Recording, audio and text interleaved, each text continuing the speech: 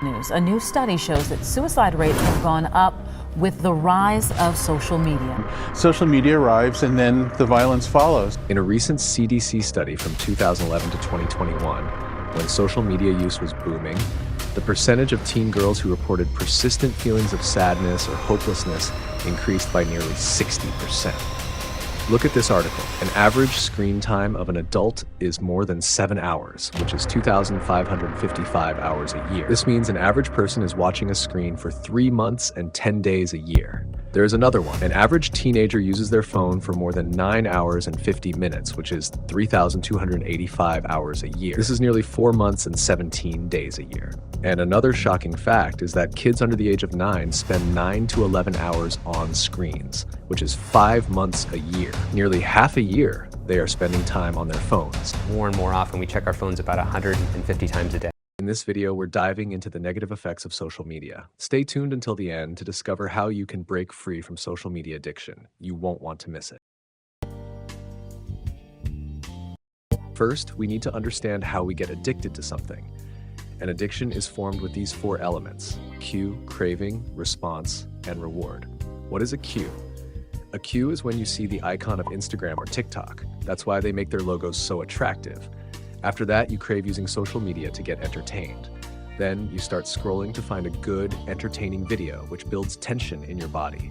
And then, boom, you find a video that gives you a high dopamine hit, similar to the amount of dopamine released when you smoke a cigarette, which acts as a reward. This cycle repeats over and over again, forming an addiction.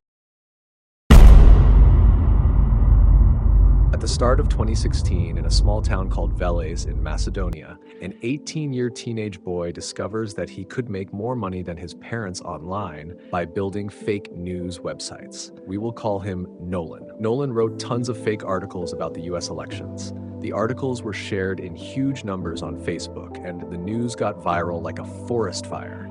This helps Nolan to earn $16,000 in a few months, which is way higher than the average salary in Macedonia. Then he dropped out of high school, and he was not alone. In the final week of the election, there were more than 1,000 political articles created in Veles. The most popular stories were pro-Trump, but that's not because Nolan and his fellow fake news publishers liked the candidate.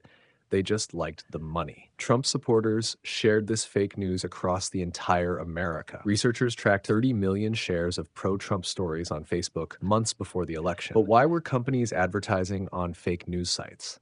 They weren't directly. Those ads were placed by services like Google AdSense or AppNexus, which act as mediators between Nolan, advertisers, and small-time publishers like Nolan. They negotiated how much ads cost and managed payments from advertisers to publishers. Those ads follow people wherever they go online. This is how fake news spread through social media.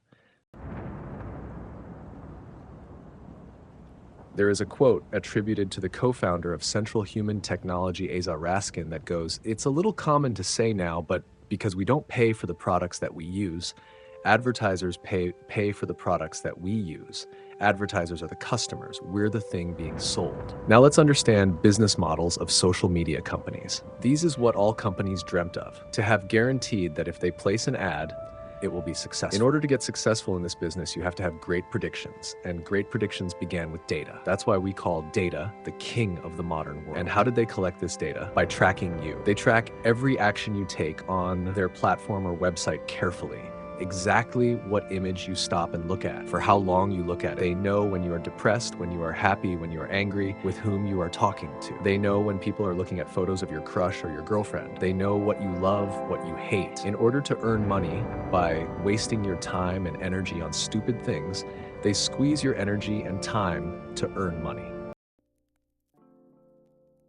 I'm not saying social media is totally bad for you. It's good for you.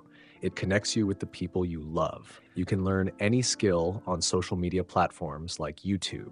It can give knowledge about interesting things that you want to know. You can even earn money through social media, but use it wisely because overuse of anything is harmful to you. Here's a solution to stop being addicted to social media. Number 1, ask yourself before opening Instagram or Facebook, why am I opening this? For entertainment, to reply to someone? If you think I'm opening this without any purpose, then you have to stop yourself from using it. Set a distraction hour. You can set a particular time to just distract. I know this feels silly, but just hear me out. In this hour, you can watch as many videos or reels as possible, but you can do it only at the time that you've decided according to your comfort. This leads me to another point. Watch long movies instead of watching social media. What it will do for you is increase your attention span, which can make you more focused. But remember, don't get addicted to movies. Another bonus tip is to set a distraction-free hour. In this time, you have to do nothing but sit. This tip was followed by successful and creative people like Albert Einstein, Christopher Nolan, and Leonardo da Vinci. These are some famous examples. If you want to understand what habits make a successful person successful, then you can check out this video.